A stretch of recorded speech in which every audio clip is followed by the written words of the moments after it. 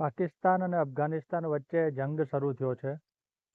પાકિસ્તાનના સંરક્ષણ મંત્રી ખ્વાજા આસિફ એવું કહે છે કે આ ઓપન વોર એટલે કે ખુલ્લા યુદ્ધ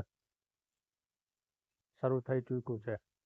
એ યુદ્ધ ક્યાં સુધી ને કેમ ચાલશે એ અત્યારે કહેવું અઘરું એટલા માટે છે કે બેમાંથી એકય દેશ લાંબો સમય લડવાની તૈયારી સાથે ઉતર્યા હોય એવી સ્થિતિમાં નથી. પણ છેલ્લા થોડા સમયથી પાકિસ્તાન અફઘાનિસ્તાન વચ્ચે વિવાદ ચાલે છે અને વિવાદનું કારણ છે દુરાંદ લાઇન નામની સરહદ.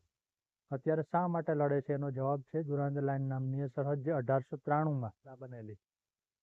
મોર્ટિમર દુરાંદ નામના બ્રિટિશરે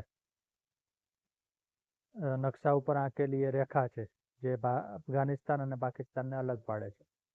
અને બ્રિટિશરોએ અફઘાનિસ્તાન અને પાકિસ્તાન નામના દેશ સર્જવા કરતાં પોતાના સ્વાર્થ માટે એ સરહદ બનાવી હતી. પોતાનો સ્વાર્થ પાકિસ્તાન તો ત્યારે હતું નહીં, એ ભારતનો ભાગ હતો. એટલે અફઘાનિસ્તાનને અલગ પાડવું પડે એટલા માટે કે ઉત્તરમાંથી રશિયા આવતું હતું.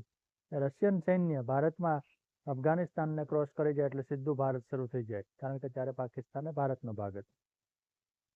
તો બ્રિટિશ હિન્દ અને રશિયા વચ્ચેનો ભાગ ખાલી રાખવા માટે આપણે બે નટબોલ્ટ વચ્ચે વાયસર હોય એમ વાયસર અથવા તો બફર ઝોન તરીકે અફઘાનિસ્તાનનો એ ભાગ સર્જી દેવાયો.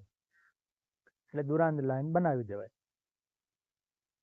ત્યારના અફઘાનિસ્તાનના શાસક અબ્દુર રહેમાન ખાન એમણે એ દુરાંદ લાઇન માન્ય પણ રાખી. હવે અફઘાનિસ્તાનનું એવું કહેવું છે કે આ રેખા અમને માન્ય નથી, કારણ કે બ્રિટિશરો આવીને ગમે ત્યાં લીટો તાણી જાય એટલે અમારે સરહદ માની લેવાની નહીં માનવાની, કારણ કે ઘણો અમારો ભાગ છે તમારા પ્રદેશમાં આવી ગયો છે.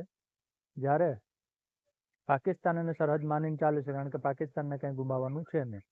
અફઘાનિસ્તાનના પક્ષે પ્રશ્ન એ છે કે અફઘાનિસ્તાનનો કેટલોક પ્રદેશ ખાસ તો કેટલીક જનજાતિઓ જે બંને તરફ રહે છે એને એવું કહેવું છે કે ભાઈ આ ભાગ પણ અમારો છે.